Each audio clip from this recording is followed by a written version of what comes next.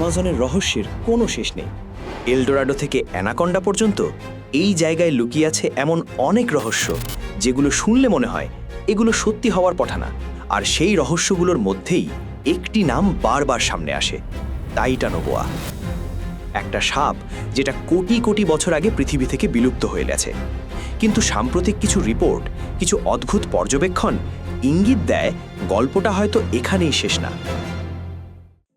মানুষ বলে তারা এমন সাপ দেখেছে যেগুলো সাধারণ অ্যানাকন্ডার থেকেও অনেক বড়। কেউ বলে 30 ফুট, কেউ বলে 50 ফুট। কিছু ঘটনায় হঠাৎ প্রাণী হারিয়ে যাওয়া বা নদীর ধারে অস্বাভাবিক টেনে নেওয়ার চিহ্নের কথাও শোনা যায়। এসবের কোনো পরিষ্কার প্রমাণ নেই, তাই অনেক দিন ধরে বিজ্ঞানীরা এসবকে গুরুত্ব দেয়নি। কিন্তু সবকিছু বদলে যায় একটা আবিষ্কারের পর। 2000 সালের দিকে কলম্বিয়ার সেরেহন কয়লা খনিতে কাজ করার সময় শ্রমিকরা মাটির নিচে অদ্ভুত কিছু হাড় খুঁজে পায়। প্রথমে মনে হয়েছিল এগুলো গাছের ফসিল, কিন্তু পরে বিজ্ঞানীরা পরীক্ষা করে বুঝতে পারে এগুলো একটা বিশাল সাপের কশেরুকা। একটার পর একটা শত শত হাড় পাওয়া যায়।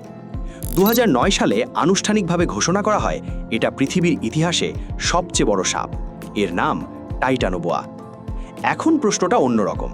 যদি একসময় এই জঙ্গলে এত বড় সাপ থাকতে পারে, তাহলে আজকের এই বিশাল অজানা অ্যামাজনের ভেতরে আমরা কি নিশ্চিত যে এমন কিছু আর নেই? একটা জিনিস আগে পরিষ্কার করা দরকার, টাইটানোবোয়া ঠিক কত বড় ছিল। এই সাপের দৈর্ঘ্য ছিল প্রায় 15 মিটার, অর্থাৎ প্রায় 50 ফুট। একটা সাধারণ মানুষ যদি 5 থেকে 6 ফুট হয়, তাহলে 8 থেকে 9 জন মানুষকে এক লাইনে শুইয়ে দিলে যতটা হয় ঠিক ততটাই লম্বা। এখনকার সবচেয়ে বড় সাপ অ্যানাকন্ডা সাধারণত 20 থেকে 30 ফুট পর্যন্ত বড় হয়। মানে টাইটানোবোয়া আজকের সবচেয়ে বড় সাপের থেকেও প্রায় দ্বিগুণ। এর শরীরের ব্যাস ছিল প্রায় 1 মিটার, মানে একজন পূর্ণবয়স্ক মানুষের থেকেও চওড়া। এর ওজন ছিল প্রায় 1 টনের কাছাকাছি, একটা ছোট গাড়ির সমান।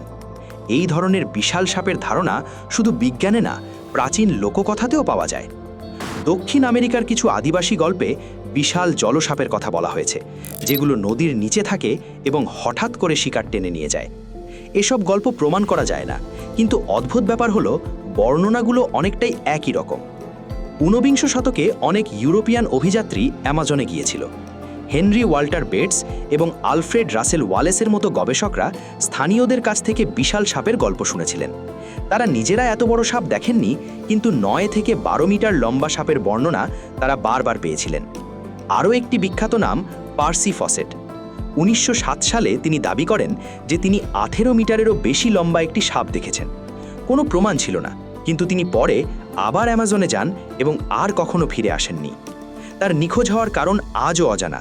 কেউ বলে উপজাতি, কেউ বলে রোগ, আবার কেউ কেউ মনে করে অ্যামাজনের গভীরে এমন কিছু আছে যা আমরা এখনও বুঝতে পারিনি।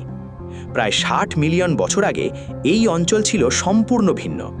আজকের অ্যামাজনের জায়গায় ছিল বিশাল জলাভূমি, ধীর গতির নদী, গভীর কাদা, অসংখ্য মাছ। এক কথায় খাবারের কোনো অভাব ছিল না। এই পরিবেশে টাইটানোবোয়া ছিল টপ প্রিডেটর। এর ওপরে আর কিচ্ছু ছিল না। এটা বিষাক্ত ছিল না, বরং শরীর দিয়ে পেঁচিয়ে ধরে শিকারকে মেরে ফেলত। আজকের অ্যানাকন্ডা যেভাবে শিকার ধরে, টাইটানোবোয়াও একই কৌশল ব্যবহার করত, কিন্তু অনেক বেশি শক্তিশালীভাবে। একটা বড় কাইম্যান নদীর ধারে এসেছে, সব কিছু শান্ত। হঠাৎ পানির নিচ থেকে আক্রমণ। এক মুহূর্তে শিকার পানির নিচে টেনে নেওয়া হয়। তারপর শুরু হয় আসল যুদ্ধ। সাপটা শরীর দিয়ে এমনভাবে পিটিয়ে ধরে, প্রতিবার শিকার নিঃশ্বাস নেওয়ার চেষ্টা করলে চাপ আরও বেড়ে যায়। এটা একবারে মেরে ফেলে না, ধীরে ধীরে প্রতিটি শ্বাসকে শেষ শ্বাসে পরিণত করে। শেষ পর্যন্ত শিকার সম্পূর্ণ স্থির হয়ে যায়। তারপর ধীরে ধীরে পুরো শরীরটাকে ভেতরে নিয়ে নেয়। বিজ্ঞানীরা মনে করেন এটা বড় কাইম্যান সহ বিভিন্ন বড় জলজ প্রাণী খেত। এখন প্রশ্ন আসে, এত বড় হওয়া সম্ভব হলো কিভাবে? আগে বিজ্ঞানীরা বলতেন তাপমাত্রা, কিন্তু এখন ধারণা বদলেছে। আসল কারণ ছিল পুরো ইকোসিস্টেম। প্রাচীন অ্যামাজন ছিল বিশাল জলাভূমি, ধীর গতির নদী, গভীর কাদা, অসংখ্য মাছ। এক কথায় খাবারের কোনো অভাব ছিল না। আর যেখানে খাবারের অভাব নেই, সেখানে প্রাণীরা সীমা ছাড়িয়ে যেতে পারে। আরেকটা বড় বিষয় হলো পানি। যখন কোনো প্রাণী পানিতে থাকে, তার শরীরের ওজন অনেকটাই পানি বহন করে। এই কারণেই পৃথিবীর সবচেয়ে বড় প্রাণীগুলো, যেমন ব্লু হোয়েল, পানিতে থাকে। একইভাবে একটা বিশাল সাপের জন্য পানি মানে স্বাধীনতা। কিন্তু সময়ের সাথে সাথে পরিবেশ বদলে যায়, তাপমাত্রা কমে যায়, জলাভূমি কমে যায় এবং এই পরিবর্তনের সাথে সাথে টাইটানোবোয়া বিলুপ্ত হয়ে যায়। এখন আসি বর্তমান অ্যামাজনে। এটা পৃথিবীর সবচেয়ে বড় রেন ফরেস্ট, এত বড় যে পুরো বাংলাদেশকে 30 বারের বেশি এখানে বসানো যাবে। এই জঙ্গলের বড় অংশ এখনও এক্সপ্লোর করা হয়নি। অনেক জায়গায় পৌঁছতে কয়েক দিন, কখনো কয়েক সপ্তাহ লাগে। ঘন গাছপালা, অন্ধকার নিচের স্তর, কাদা পানি, এমন পরিবেশ যেখানে 1 মিটার সামনে কি আছে সেটাও দেখা যায় না। একটা গবেষণায় দেখা গেছে অ্যানাকন্ডার অবস্থান জানা থাকলেও শুধুমাত্র 17% সময়ই তাকে দেখা যায়। মানে সাপটা সামনে থাকলেও আপনি তাকে দেখতে পাবেন না। এই পরিবেশে বড় প্রাণী লুকিয়ে থাকা অসম্ভব নয়। আপনি যদি এই ধরনের রহস্যময় স্টোরি ব্রেকডাউন পছন্দ করেন তাহলে এখনই সাবস্ক্রাইব করে রাখুন, কারণ সামনে আমরা এমন অনেক স্টোরি ব্রেকডাউন আসছে যেগুলো আপনাকে ভাবতে বাধ্য করবে। এখন আসি আরেকটা গুরুত্বপূর্ণ বিষয়ে। কেন আমরা নিশ্চিত হতে পারছি না? কারণ অ্যামাজনে ফসিল খুব কম পাওয়া যায়। গরম, আর্দ্রতা আর অ্যাসিডিক মাটির কারণে মৃত প্রাণীর হাড় দ্রুত নষ্ট হয়ে যায়। টাইটানোবোয়ার সব ফসিল পাওয়া গেছে মাত্র একটি জায়গা থেকে, কলম্বিয়ার সেরেহন কয়লা খনি। মানে আমরা পুরো ইতিহাস জানি না। 1910 সালের দিকে যুক্তরাষ্ট্রের প্রাক্তন রাষ্ট্রপতি থিওডর রুজেভেল্ট ঘোষণা করেছিলেন যে কেউ 10 মিটারের বেশি লম্বা সাপের প্রমাণ দিতে পারবে তাকে পুরস্কার দেওয়া হবে। কেউ সেই পুরস্কার দাবি করতে পারেনি, কিন্তু রিপোর্ট আসা বন্ধ হয়নি। আজও মাঝে মাঝে বড় সাপ দেখার দাবি করা হয়।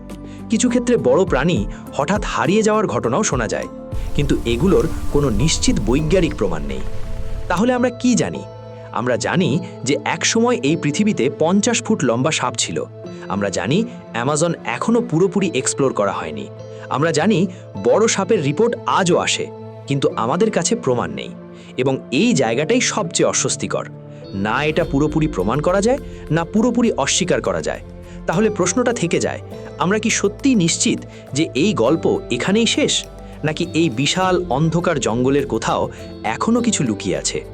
হয়তো সেটা শুধু একটা বড় অ্যানাকন্ডা, অথবা হয়তো আমাদের ধারণার থেকেও বড় কিছু। কারণ আমরা যতটা জানি এই পৃথিবী তার থেকে অনেক বেশি অজানা, আর অ্যামাজন এখনও তার সব রহস্য প্রকাশ করেনি।